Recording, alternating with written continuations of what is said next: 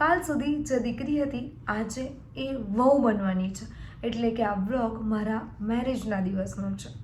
I hope કે તમને મજા આવશે. એ ઐતિહાસિક પળ છે, કારણ કે એક દીકરીની જિંદગી 4 ફેરા બાદ બદલાતી હોય છે. એ પર્સનલી દરેક દીકરી માટે અને પરિવાર માટે ઐતિહાસિક પળ તો હોય જ છે.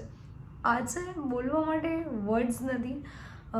મારી આંખો અગર તમે વાંચી શકો તો તમને સમજાશે કે એ વેદના, એ લાગણી, એ પોતાનું ઘણું બધું છૂટી જવું, એ નથી યાર, શબ્દો નથી. હું પણ તમારી સાથે માણું. તો ચલો જોઈએ મારા લગ્ન.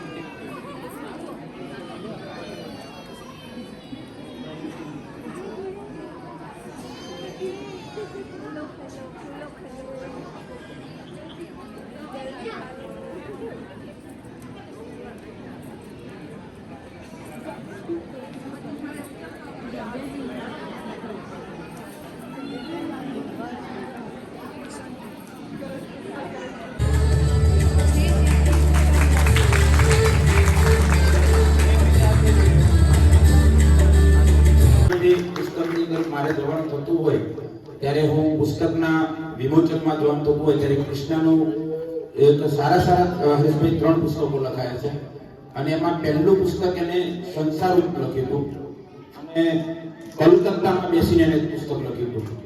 એટલે લખવું બહુ અઘરું છે, શબ્દને સાંધોને બહુ કઠિન છે, શબ્દની પાછળ શબ્દને સાંધોને બહુ કઠિન. હું અત્યારે મારું પુસ્તક લખી રહ્યો છું, સૌંદર્ય ઘટે છે, આવતી 31 મે 2027 બહાર આવે છે. તો એ બહુ લખવું કઠિન છે. 10 થી 25 પાના ભરીએ ત્યારે એમાંથી એક પાનું આપણા એક શબ્દને સાંધો હોય, બીજા બધા પાના વ્યર્થ જતા હોય. ખૂબ વિચારી લખવું પડે છે. એટલે કૃષ્ણ એમને વિનંતી કરું, અમારા આ સમૂહ સેવા સમિતિની સંપૂર્ણ જેની જવાબદારી છે, મંદિરના પૂર્વ ટ્રસ્ટી પણ હતા એવા ઉપપ્રમુખ શ્રી હરેશભાઈ, અમારા સમૂહ સેવા સમિતિના મંત્રી શ્રી અને પહેલા પૂર્વ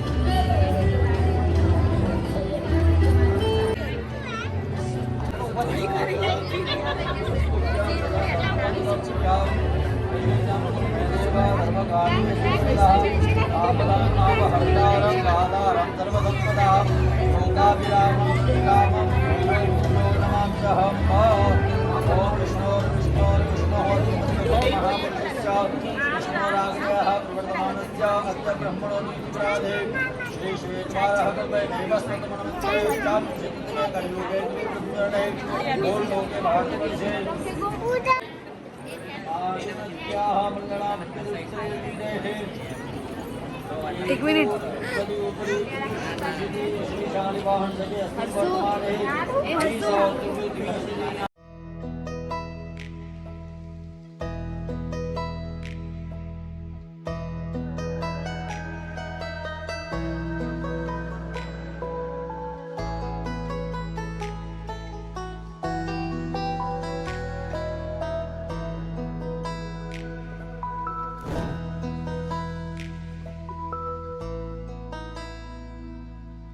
કોણ હલાવે લીમડી ને કોણ ઝુલાવે પીપળી, ભાઈની બેની લાડકી ને ભૈલો ઝુલાવે ડાળકી. કોણ હલાવે લીમડી ને કોણ ઝુલાવે પીપળી, ભાઈની બેની લાડકી ને ભૈલો ઝુલાવે. લીમડીની આજ ડાલ ઝુલાવે લીંબોડી ચોલા ખાય, લીમડીની આજ ડાલ ઝુલાવે લીંબોડી ચોલા ખાય. હિચકો નાનો બેનીનો એવો આમ ઝૂલણી જાય, લીલોડી લીમડી હેઠે બેની બાએ જ કહે છે, લીલોડી લીમડી હેઠે બેની બાએ જ કહે છે. કોણ હલાવે લીમડી ને કોણ ઝુલાવે પીપળી.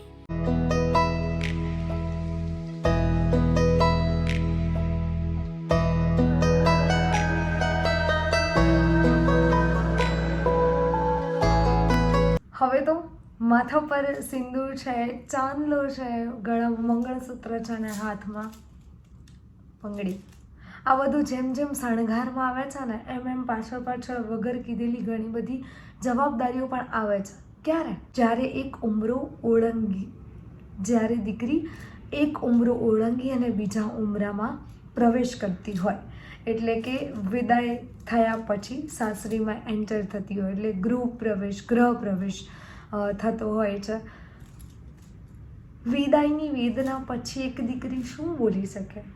નથી કોઈ શબ્દો, પણ એમ કરીને ઘણું બધું મનમાં છે જે મારે તમને આ વ્લોગ થકી કહેવું છે કે એ ટાઈમે છે ને એ એક અનુભવ છે જે વિદાય એ સમયનો હતો, મારે તમને કરવો છે. જ્યારે આમ ઘર છોડીને જવાનું હોય અને જ્યારે હાથમાં કંકુ લગાવાતું હોય, કંકુ લગાવી અને એના થાપા જ્યારે દિવાલ પર લગાવતા, એક ક્ષણે છે ને આંખમાં આંસુ હોય, પણ બે પ્રકારના હોય. એક આંખમાં હરખના આંસુ હોય કે એક નવું જીવન હું જીવવા જઈ રહી છું, પાત્ર મળ્યું છે મને એવું જે મારું મન ગમતું છે, જે પરિવારને ગમતું છે.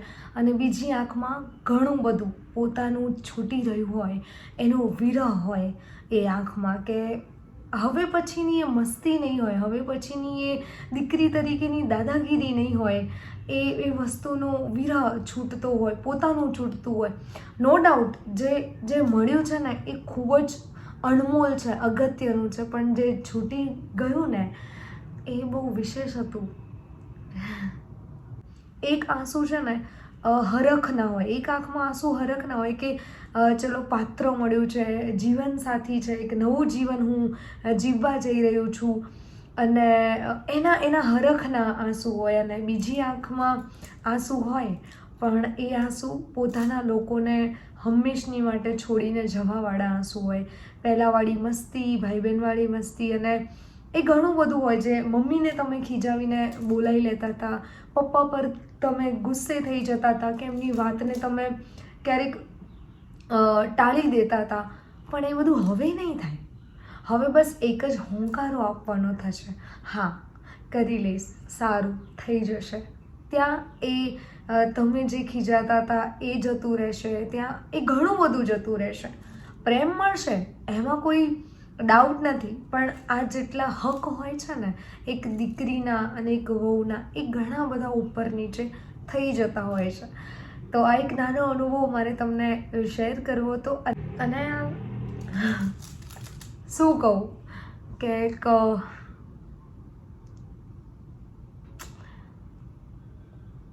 બસ આ વ્લોગ આપણે અહીંયા જ એન્ડ કરીએ, કારણ